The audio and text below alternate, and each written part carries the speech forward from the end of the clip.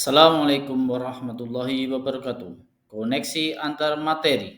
Kesimpulan dan refleksi modul 1.1 oleh Priyono JGP Angkatan 11. Intisari pemikiran Ki Hajar Dewantara, yaitu pendidikan berpihak pada murid, kodrat alam dan kodrat zaman, berhamba pada murid, asas trikon, sistem Among atau trilogi pendidikan, menuntun.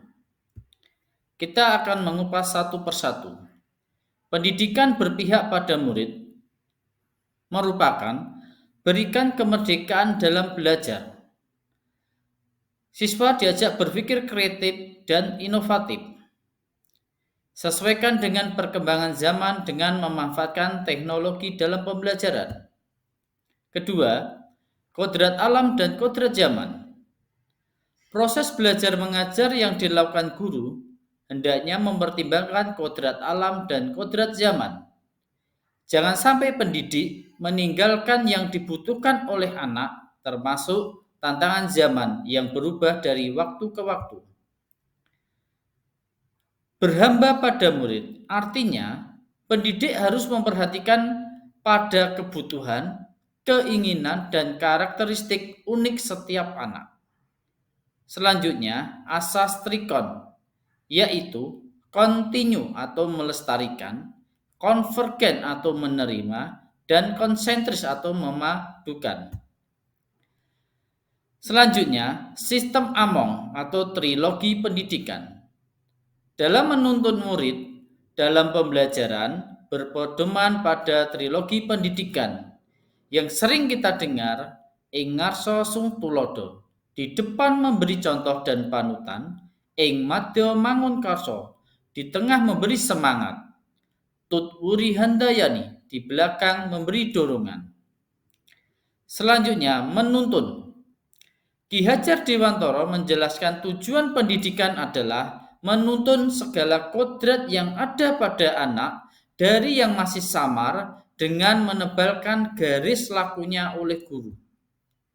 Kesimpulan dan refleksi pemikiran Ki Hajar Dewantara ada 3 pertanyaan. Apa yang Anda percaya tentang murid dan pembelajaran di kelas sebelum Anda mempelajari modul 1.1? Kedua, apa yang berubah dari pemikiran atau perilaku Anda setelah mempelajari modul ini? 3. Apa yang dapat segera Anda terapkan lebih baik agar kelas Anda mencerminkan pemikiran Ki Hajar Dewantara? Pertama, apa yang Anda percaya tentang murid dan pembelajaran di kelas sebelum Anda mempelajari modul 1.1? Sebagai seorang guru yang sering saya temui antara lain, pembelajaran masih berpusat pada guru. Keterlibatan murid masih minim. Kurangnya pembelajaran pikir kritis. Kurangnya pendidikan budaya dan karakter anak. Pembelajaran yang mengejar materi terselesaikan. Dan terakhir, kurang memperhatikan karakteristik awal siswa saat pembelajaran. Apa yang berubah dari pemikiran atau perilaku Anda setelah mempelajari modul ini?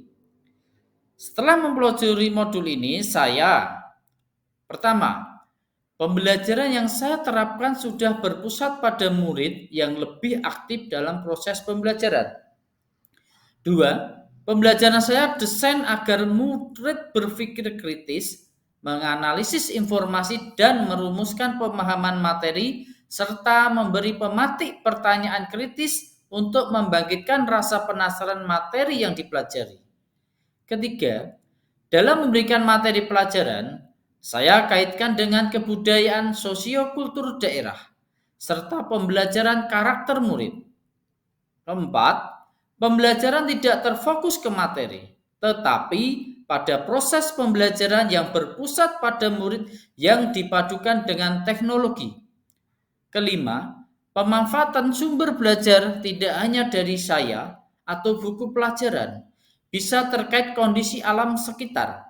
Terakhir, saya dalam pembelajaran memberikan contoh pendidikan budi pekerti yang bisa digunakan dalam masyarakat. Selanjutnya, apa yang dapat segera Anda terapkan Lebih baik agar kelas Anda mencerminkan pemikiran Ki Hajar Dewantara. Yang akan saya terapkan, yang pertama, pembelajaran berpusat pada murid. Jadi saat pembelajaran, saya memahami minat dan kebutuhan murid dengan merancang pembelajaran berdasarkan tingkat perkembangan dan pemahaman murid. Kedua, saya merancang pembelajaran yang inovatif, kreatif, dan menyenangkan bagi murid sesuai kodrat alam dan kodrat zaman, sekaligus mengikuti perubahan teknologi yang berkembang. Ketiga, dalam pembelajaran, saya kaitkan dengan kebudayaan sosiokultur daerah serta pembelajaran karakter. Murid diajak memahami dan menghargai berbagai budaya sosiokultur yang ada di sekitar. Keempat, pembelajaran yang saya terapkan sudah tidak mengejar target materi selesai, melainkan ke proses pembelajaran yang menyenangkan dan mudah dipahami oleh murid. Kelima, saat saya memberikan materi pelajaran tidak harus di kelas.